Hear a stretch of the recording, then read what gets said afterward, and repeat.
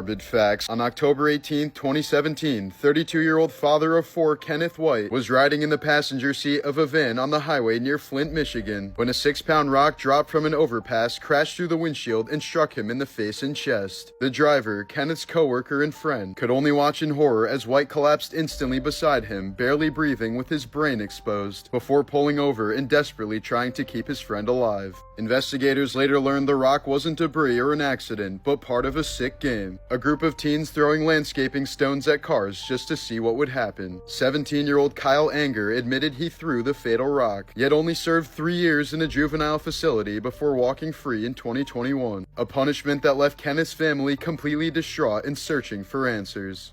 Jeff Garcia, best known for being the voice of Sheen in Jimmy Neutron, died on December 10, 2025 at age 50 after a terrible chain of medical emergencies that began months earlier. He first suffered a brain aneurysm that caused him to collapse and hit his head, then later endured a stroke that left his health severely weakened. After a bout of pneumonia and repeated hospital visits for trouble breathing, Jeff's condition crashed when one of his lungs suddenly collapsed, forcing doctors to place him on life support. His family ultimately made the decision to pull the plug, ending a rapid decline that left fans stunned. That same day, veteran voice actor Jim Ward, who played Doug Dimmadome, owner of the Dimsdale Dimmadome, and dozens of other roles, died at 66 after years of complications with advanced Alzheimer's disease. Ward had already retired from voice work several years earlier as the disease progressed, losing his ability to continue performing before eventually requiring long-term care. According to his wife, the disease steadily deteriorated his health until his death on December 11, 2025. Together, their deaths marked the losses of two of the most iconic voices of Nickelodeon cartoons.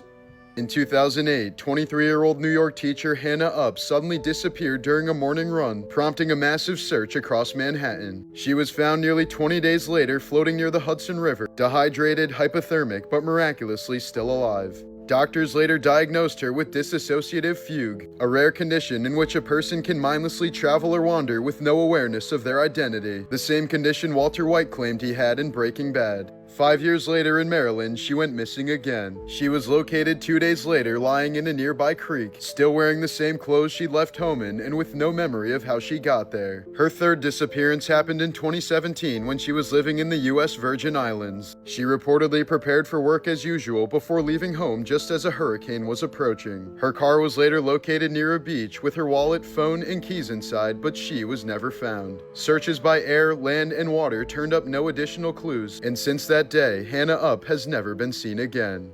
7-year-old Tasha Lee Lanham weighed just 12 pounds when she died in Pennsylvania in 1998, a skeletal, severely malnourished child whose body was closer in size and fragility to an infant than a second grader. Investigators determined she hadn't eaten for days, but the autopsy showed the damage was long-term. Almost zero body fat anywhere on her body, growth stunted to the size of a toddler, and teeth completely ground down in patterns medical examiners associate with prolonged starvation. Court records revealed that her mother, Michelle Tharp, had spent years isolating Tasha, deliberately withholding and rationing her food as punishment, and refusing medical care because any doctor would have immediately recognized the abuse. By the end, Tasha was so weak that missing just one more meal was enough to kill her. The medical examiner ruled her death a homicide caused by starvation and described the abuse as equivalent to prolonged torture. Michelle was later sentenced to death for starving her own daughter until her body finally gave out.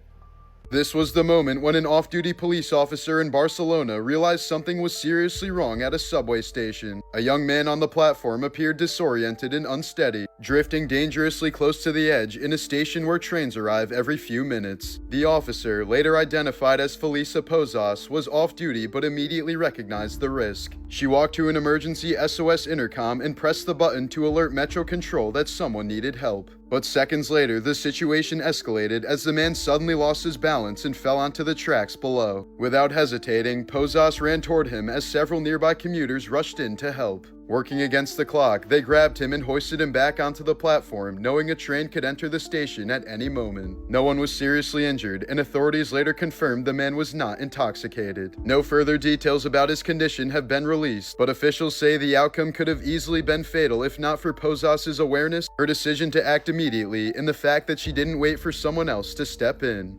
October of 2024, Micah Smith took his 3 young children, ages 2, 4, and 8, on a 9-mile hike in Utah that authorities described as extremely difficult and dangerous, especially as a major storm was rolling in. Court records say Smith failed to check the weather and continued climbing, even after sending photos of the incoming storm to his wife, who urged him to turn back. Investigators say he refused, later telling police he was comfortable hiking in the dark without lights. By the time they reached the summit around 6 p.m., hail and snow had started falling. The family began descending, but only made it about 600 feet before one child fell and struck their head. At that point, Smith decided to shelter in place overnight with the children, despite worsening weather and inadequate clothing. During the night, prosecutors say the children repeatedly said they were cold, exhausted, and wanted to go home. One child allegedly begged Smith to turn back earlier, saying she was afraid she might not survive, but he refused, calling the hike a once-in-a-lifetime experience. Court documents state Smith later claimed he performed CPR on his son overnight and instructed his daughter to continue the CPR before leaving his children behind. When search and rescue teams located Smith the next day, he was all alone and appeared completely unconcerned about his kids, telling responders he believed one of his children was already dead. A helicopter crew later found the 3 children together, severely hypothermic and inadequately clothed. All 3 children ultimately survived, though 2 were in critical condition, and one had a core body temperature of 63 degrees Fahrenheit that led to a stroke and emergency brain surgery. Smith was later charged with aggravated child abuse and child torture, with prosecutors requesting no bail, arguing he repeatedly chose to continue, despite warnings from the children, their mother, and the worsening weather.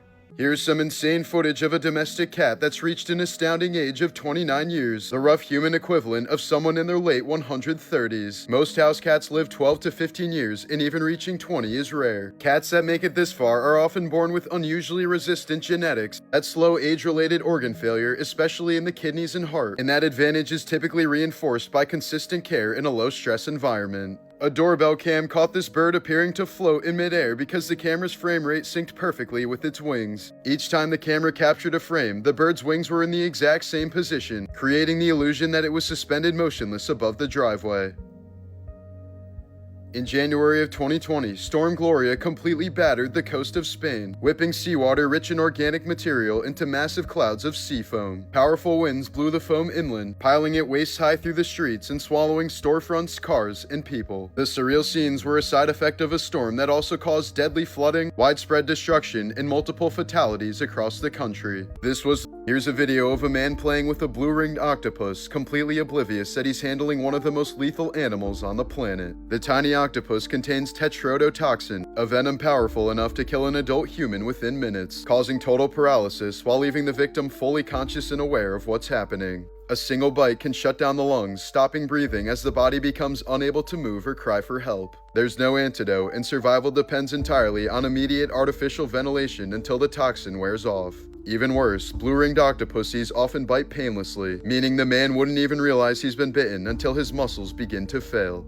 Eddie Murphy's childhood was shaped by sudden violence long before he became famous. When he was about 7 years old, his biological father, Charles Edward Murphy, was shot and killed during a domestic dispute involving his girlfriend. The killing abruptly removed his father from his life, leaving Murphy and his brother to grow up without him. The loss is rarely mentioned in discussions of his personal life, and Murphy himself has rarely addressed it publicly. In 2025, 35-year-old Michael Virgil died on board a Royal Caribbean cruise after allegedly being served more than 30 alcoholic drinks in a single day, according to a wrongful death lawsuit filed by his family. Court filings state that Virgil showed clear signs of severe intoxication before experiencing a violent outburst, during which he became disoriented and aggressive. Crew members restrained him as his condition worsened, and he later collapsed. Virgil was eventually pronounced dead on board, and his body was stored in the ship's refrigerated morgue until the vessel returned to port. The Los Angeles County Medical Examiner later ruled his death a homicide, citing acute alcohol intoxication and restraint-related factors, and his family is seeking accountability from the cruise line for alleged overserving and failures in response. Before fame, Shania Twain was already carrying adult burdens as a child, singing in bars until 1 a.m. at the age of 8 just to help keep her family afloat. But in 1987, that fragile stability was suddenly destroyed when her mother and stepfather were killed in a violent car accident after their vehicle was struck head-on by a truck driven by a drunk driver. Shania was only 22 when she became the legal guardian of her 4 younger siblings, putting her music career on hold to raise them and keep the family together, stepping into survival mode years before the world ever knew her name.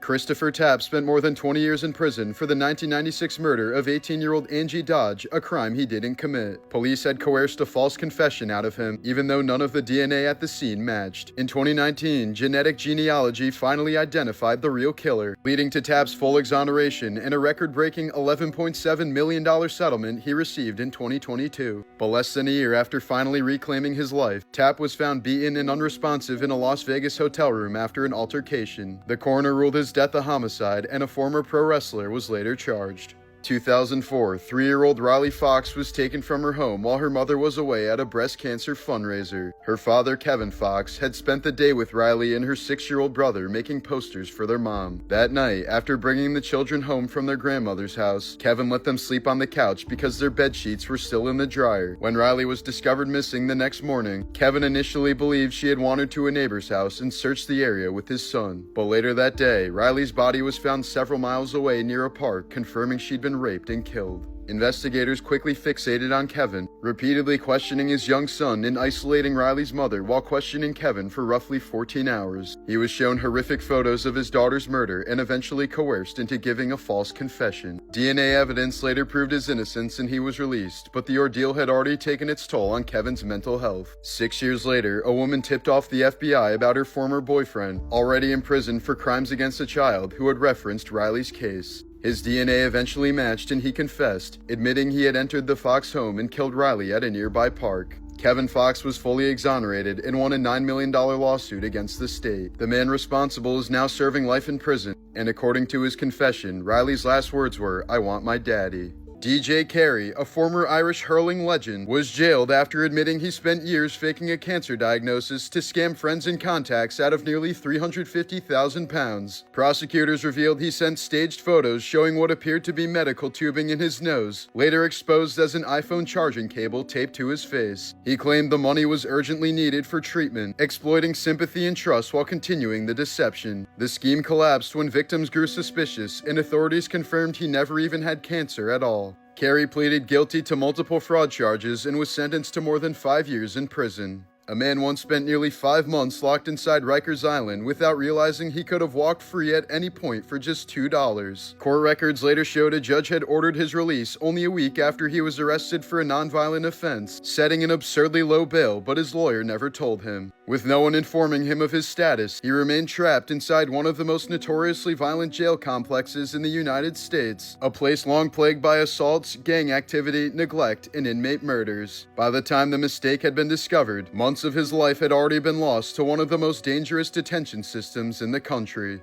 This was the moment a routine shoplifting stop inside a Walmart in Canton, Ohio nearly turned deadly. In December of 2025, body cam footage shows 2 suspects, Shane Newman and Katarina Jeffrey, being held in a small back office for questioning when the situation abruptly escalated. As Canton police officers apparently let their guard down, Newman reached into his clothing, pulled out a handgun, and attempted to fire it at an officer from close range. Luckily, the weapon malfunctioned and failed to discharge, a failure investigators say likely prevented a fatal shooting inside the store. The officer immediately moved to restrain Newman as additional officers rushed in to secure the room. Both suspects were taken into custody without anyone being physically injured. Police later confirmed Newman was legally prohibited from possessing a firearm and was also found to be in possession of hard drugs at the time of the arrest. He was charged with attempted murder, felonious assault on a police officer, robbery, drug possession, and having a weapon while under disability. His girlfriend was simply charged with complicity to commit robbery.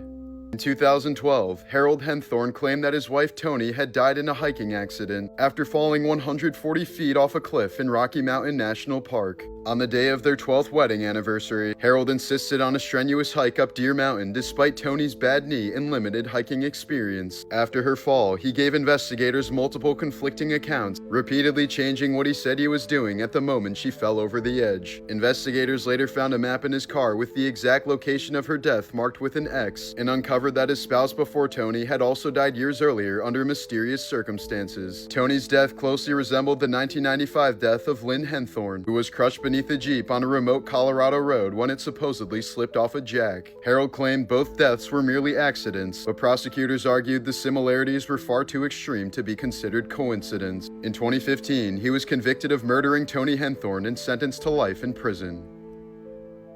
This woman's life has been changed forever by a random horrific attack that lasted only a few seconds. 46-year-old Ashley Wazalewski was suddenly attacked without warning while walking near Forsyth Park in Savannah, Georgia, after attending a Christmas program at a nearby church on December 10, 2025. A stranger had approached her from behind and poured a corrosive chemical directly over her head, causing immediate catastrophic burns. The liquid ate through her clothing, burned deep into her skin, and was so caustic it melted a key fob in her pocket as it spread across her body. She suffered second and third degree burns over more than half her body, including her face and scalp, and began screaming as her clothes started burning off her skin. The attacker didn't take anything from her and simply fled the scene within seconds. A good Samaritan rushed in to help as she wailed in agony and called her family. Wazalewski was quickly transferred to the Augusta Burn Center, where doctors say recovery will involve prolonged hospitalization, multiple surgeries, and permanent scarring. As of the latest updates, the attacker has not yet been identified or arrested.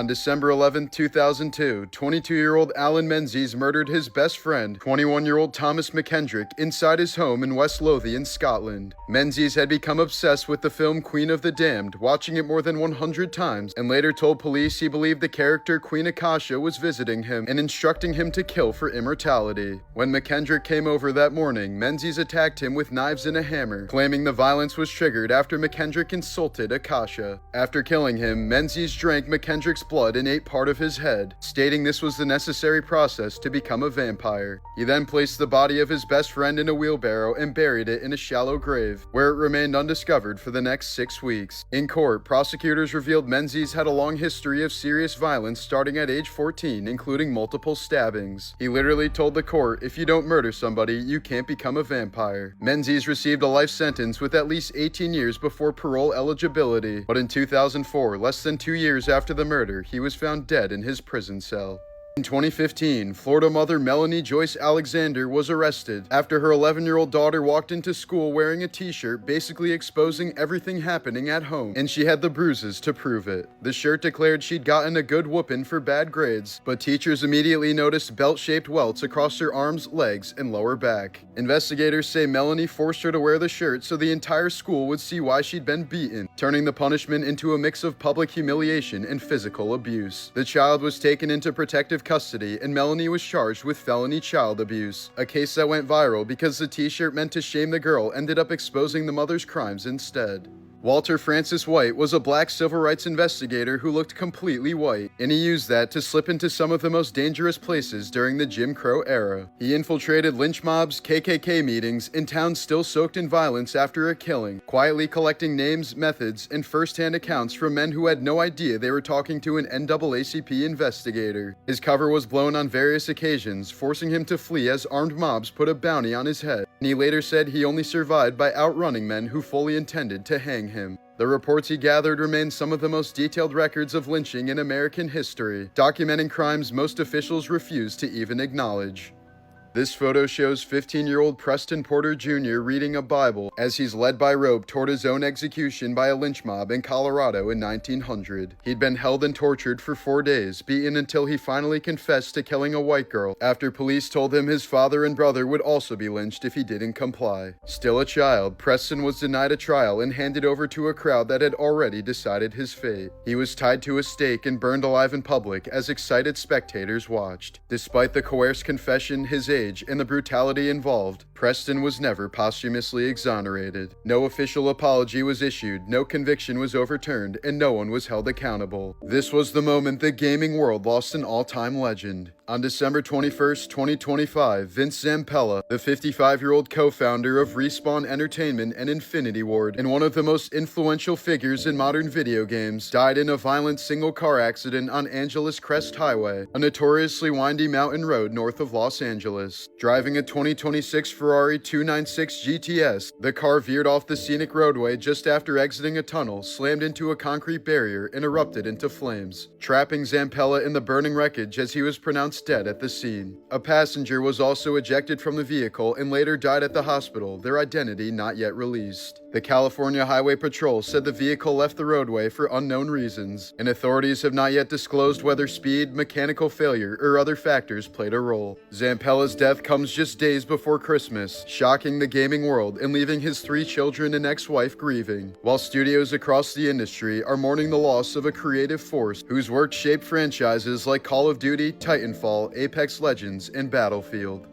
This was the moment when a quiet shopping afternoon at a California mall erupted into chaos, as roughly 25 masked intruders stormed a jewelry store in San Ramon in September of 2025. Surveillance footage shows the group rushing in almost simultaneously, smashing glass display cases with crowbars as customers and employees scrambled for safety. The entire robbery unfolded in less than 2 minutes, with suspects scooping up over $1 million in jewelry. When security doors partially locked, trapping some of them inside, at least one suspect fired a gun at the door to force an escape. The group then scattered into multiple waiting vehicles, several later confirmed stolen, triggering a nationwide police response and pursuit. Investigators described the robbery as highly coordinated and pre-planned, with roles assigned and several lookouts positioned outside, and said it mirrored a growing wave of increasingly aggressive mob-style jewelry heists in the area. Several suspects were arrested in the days that followed, facing robbery, conspiracy, and weapons charges, but authorities say most of the suspects involved in the coordinated heist remain at large.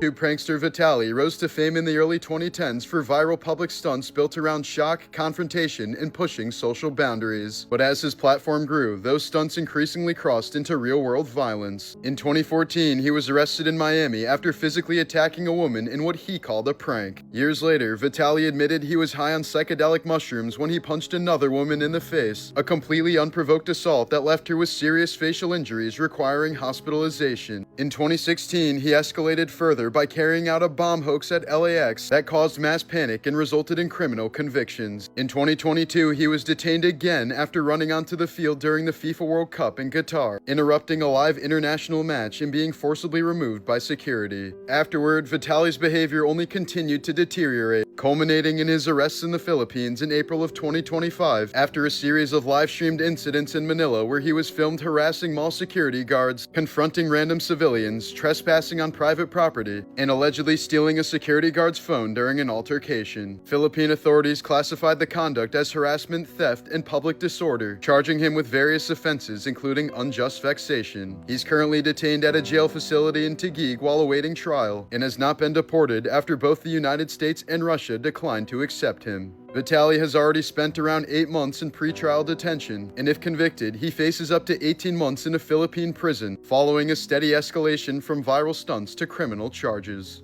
This was the moment when a woman's dark past finally caught up with her after 4 decades. In 1983, Deborah Newton, aka Sharon, vanished with her 3-year-old daughter Michelle, telling the child's father she was taking her to Georgia and never returning. Michelle was raised under a false name, never told she was a missing child, and never told her biological father spent decades believing his little girl was gone forever. For years, Deborah was listed on the FBI's most wanted parental kidnapping list, hunted on paper while she quietly rebuilt her life. But the case eventually went cold as Michelle's name was removed from national databases and the trail went dark. Deborah remarried, lived as Sharon in Florida, and even her husband had no idea he was married to a fugitive who had erased a child's identity. Then, more than 40 years later, officers approached her as she was walking her dog in the neighborhood and arrested her, exposing the dark secret she had lived inside of for most of her adult life. She now faces a custodial interference charge in Kentucky, a crime with no statute of limitations, while the daughter she kidnapped learned that her entire life was built on a lie, and that her father had been searching and waiting for her all along.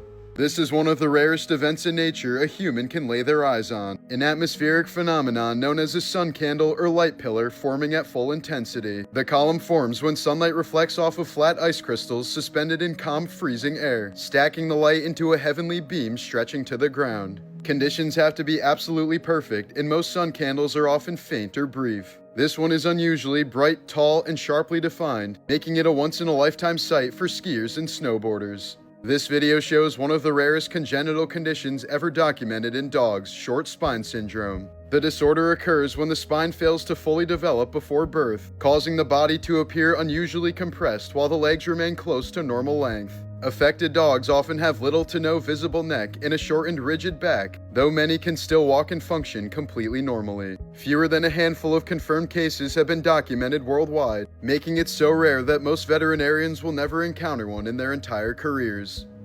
2020, Ohio college student Sydney Powell brutally murdered her mother Brenda Powell inside their home. Prosecutors say Sydney first struck her mother with a cast iron skillet before stabbing her more than 30 times in the neck. The attack happened while Brenda was on the phone with officials from the University of Mount Union, who were speaking with her about Sydney being dismissed from the school. According to investigators, Sydney had become enraged over being kicked out of college and feared her mother would cut off financial support and force her to face consequences. As the call continued, university staff reportedly heard screaming, gurgling, and sudden silence before the line went dead. Sydney later fled the gruesome scene but was arrested shortly after. She was convicted of aggravated murder and sentenced to life in prison. November 13, 1982, Duck Koo Kim fought Ray Mancini for the WBA lightweight title in Las Vegas. In the 14th round, Kim was knocked down hard and the fight was stopped. Minutes later, he collapsed from a massive brain hemorrhage, fell into a coma, and died 4 days later at age 27. Then, just a couple months later, in early 1983, Kim's mother died by suicide after traveling to the US and struggling with her son's death. Just a few months after that, referee Richard Green also took his own life after reportedly falling into severe depression, overwhelmed by guilt and public blame for not stopping the fight sooner. The bout became one of the darkest moments in boxing history and directly led to major safety reforms in the elimination of 15-round title fights. In 1977, unemployed Indiana man Tony Karitzis kidnapped mortgage banker Richard Hall after blaming him for the foreclosure of his home. Tony strapped a sawed-off shotgun to Richard's neck, rigged with a dead man trigger so any sudden movement could fire it, and held him hostage inside the Meridian Mortgage Company for nearly 3 days. During the standoff, Richard was forced to walk outside in public and even stand through a live press conference with the gun still pressed against his neck. With negotiations failing and Richard's life constantly at risk, police ended the siege by shooting Tony through a window, killing him instantly as Richard survived unharmed.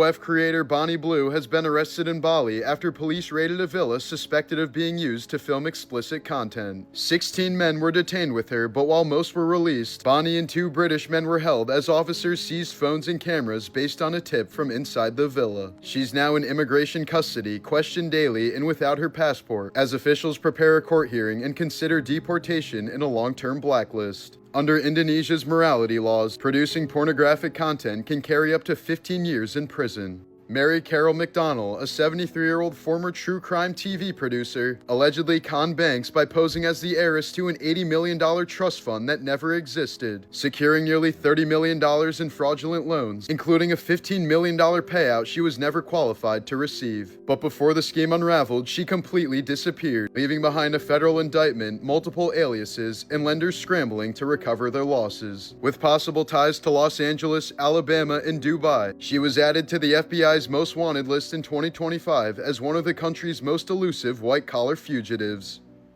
On Christmas Eve in 2008, 45-year-old Bruce Jeffrey Pardo arrived at his ex-wife's house in California wearing a Santa Claus suit and carrying multiple firearms. When the front door was opened by an 8-year-old girl, he shot her in the face before opening fire at a crowded family Christmas party. Bruce then unleashed a homemade fuel dispensing device hidden inside a wrapped present, igniting a massive fire that trapped victims inside as the house burned. 9 people were killed, some by gunfire, and others burned so badly that it took investigators several days to identify them. The fire burned so intensely that parts of Bruce's Santa suit melted onto his skin, forcing him to flee while still on fire. He later drove to his brother's house, where he turned the gun on himself. Investigators later determined the attack was driven by rage over a recent divorce, mounting financial pressure after losing his job, and a bitter custody dispute, with Bruce specifically targeting his ex-wife and her family. Police discovered that he'd spent months preparing, stockpiling weapons, booby-trapping vehicles with explosives, and compiling a list of additional targets,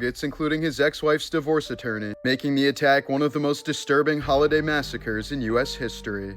Here's a photo of Magda Goebbels with her 6 children, taken sometime before all 6 would be murdered by their own parents as Nazi Germany collapsed. Their father, Joseph Goebbels, wasn't just a high-ranking Nazi, but the architect of the regime's propaganda machine, a man responsible for saturating Germany with anti-Semitic hatred, glorifying mass murder, justifying the Holocaust, and convincing millions that extermination and total war were moral duties. He publicly called for the annihilation of Jews, celebrated civilian deaths, and demanded Germans to fight to extinction rather than surrender, even as cities burned and children starved. As Soviet forces closed in on Berlin in May of 1945, Goebbels remained fanatically loyal to Hitler, retreating with his family into the Führer bunker. There, Magda decided that her children could not live in a world without Nazism, poisoning each of them with cyanide as they slept. Afterward, Joseph and Magda reportedly took their own lives as Berlin fell and the Third Reich collapsed around them.